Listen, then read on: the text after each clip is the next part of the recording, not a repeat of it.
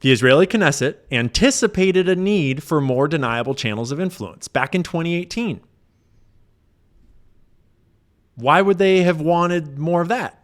Were they anticipating maybe some sort of thing coming up in the coming years that would be a reason why they would need more influence in America that was obscured and opaque and hard to trace?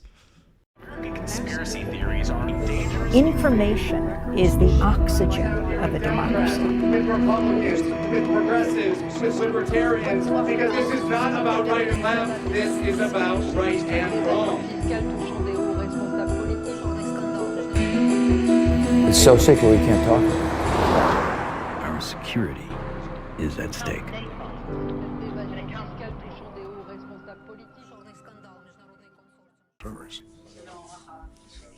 Just listen to Netanyahu talking in private to his right-wing settler base in 2001 about how he has no intention, despite what Israel agreed to at Oslo, of giving up land and ending its illegal settlement expansion in the West Bank and the rest of the Jordan Valley.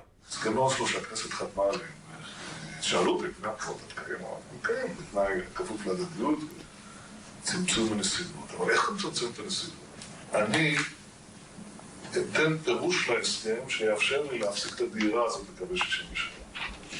איך עשינו את זה? אף אחד לא אמר מה זה אתרים צבאיים מוגדרים. אתרים צבאיים מוגדרים, אני אמרתי, אלה אזורי ביטחון. בקעת הירדן, מבחינתי זה אתר צבאי מוגדר. Netanyahu is clear that Israel's not giving anything up. But he's also very clear that the way to make that argument is to invoke security threats. And he's especially confident that he can manipulate the American people to buy into this argument. אתה לא מפחד מהעולם, ביבי. במיוחד היום עם אמריקה, אני יודע מה זה אמריקה. אין כזה דבר שאפשר להזיז אותו בקלות. I know what America is.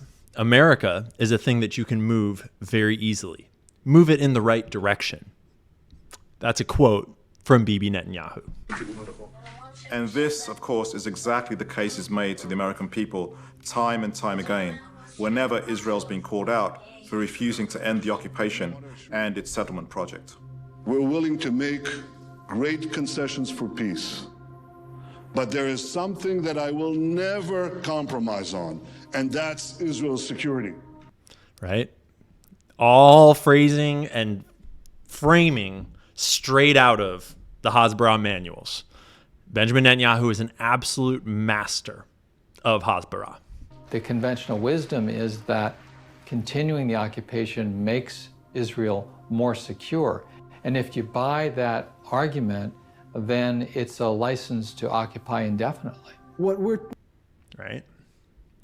A license to occupy indefinitely. And here we are, 2025, still going on. So, there is a long history behind hasbara.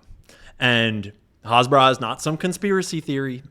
It is a fully funded, official part of the Israeli government, of the Israeli military, of Israeli politics, and Israeli life and culture. And we're about to go through all these facets, just some of many, I'm sure there's a lot more out there, that paint the picture of what it's doing today, because oh boy, has it evolved to meet the digital age. And I want to, before we dive into the actual evidence, I want to show you where this is all coming from.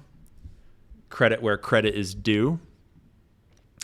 A lot of what we're going to talk about tonight is based upon reporting by Gen X Girl. And where are your articles, Gen X Girl? And this article in specific, Israel's coordinated campaign to propagandize conservatives in America. Incredible article that is filled with sources and links and explanations and timelines, a dated timeline that leads from 2018 or so through to today, okay? And we'll come back to her actual thread throughout this too. But I've grabbed pieces of her thread and filled it in with sources that she dropped into that as well as a whole bunch of other research to complement it and to fill in more pieces of the picture here and to actually illustrate and give sourcing to a lot of these claims, okay? And you could start anywhere, right? Hence why I started all the way back in the 80s at the beginning of this concept of hasbara. But for the purposes of today, we'll start where Gen X Girl started in 2018, laying the legal and ideological groundwork. Years before the public-facing campaign would begin, the groundwork was being laid in the shadows. The Israeli Knesset, anticipating a need for more deniable channels of influence, sought legal advice from U.S. attorneys specializing in the Foreign Agent Registration Act, FARA.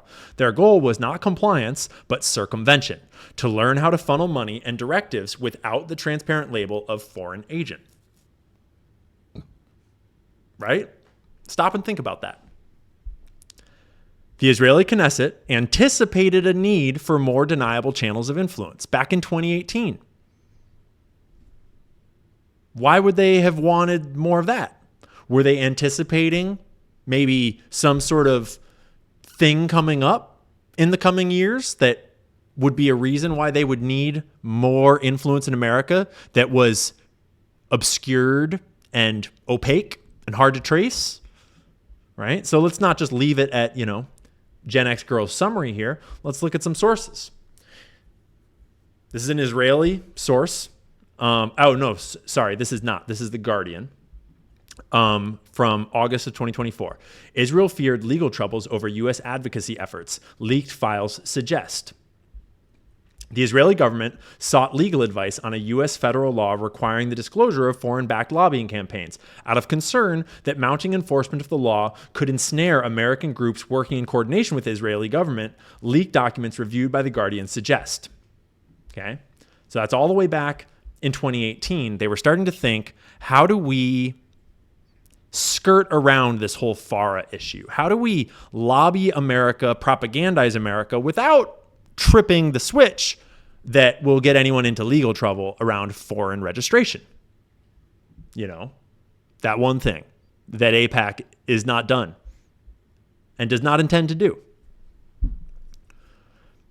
November of 2023, Amichai Chikli, Israel's Minister of Diaspora Affairs, briefs Knesset lawmakers on the growing problem of anti-war protests among young Americans, particularly on elite university campuses. Chikli's solution was to go on the offensive. He launched a targeted push to counter critics, a blueprint that would define the next 2 years. To boost online support for Israel, target advocacy for Palestinians, crush student protests to divest from Israel on U.S. college campuses, and to codify the IHRA definition of anti-Semitism into U.S. law at every level of government. Israeli documents show expansive government efforts to shape U.S. discourse around Gaza war. This is from 2024, The Guardian. Exclusive. As the Gaza war rages, Israeli funds target U.S. college campuses and push to redefine anti-Semitism in U.S. law. We're going to talk about that definition of anti-Semitism in just a second because it is extremely relevant. But throughout this whole conversation, I want to remind us of what is considered anti-Semitic. What is a no-no to talk about? And one of the biggest no-nos to talk about is this idea that there's an Israeli conspiracy, that there's some sort of Jewish conspiracy of people working together on behalf of Israel or Jewishness or whatever it is, right? That is so anti-Semitic to ever say, because you must hate Jews. You must want another Holocaust, which is not what is being said at all.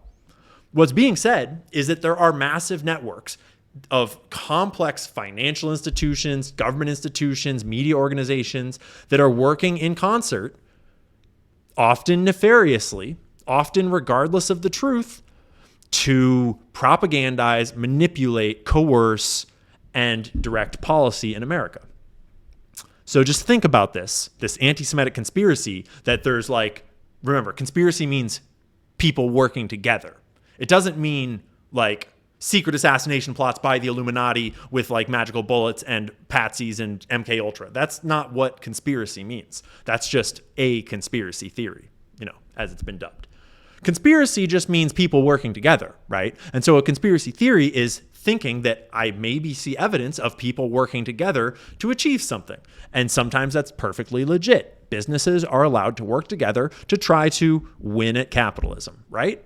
Politicians are allowed to conspire to try to win the election legally, as long as they follow the law.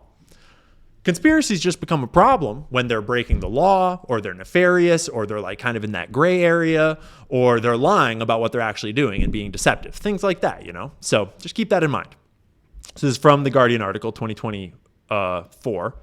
Seconds after a smoke alarm subsided during the hearing, Chickley assured the lawmakers that there was new money in the budget for a pushback campaign, which was separate from the more traditional public relations and paid advertising content produced by the government. It included 80 programs already underway for advocacy efforts to be done in the concert way, he said. The concert remark referred to a sprawling relaunch of a controversial Israeli government program initially known as Kela Shlomo, designed to carry out what Israel called mass consciousness activities, targeted largely at the US and Europe. Mass consciousness activities, targeted at the US and Europe. Interesting wording. That would be enough to collapse the current paradigm and change the whole planet.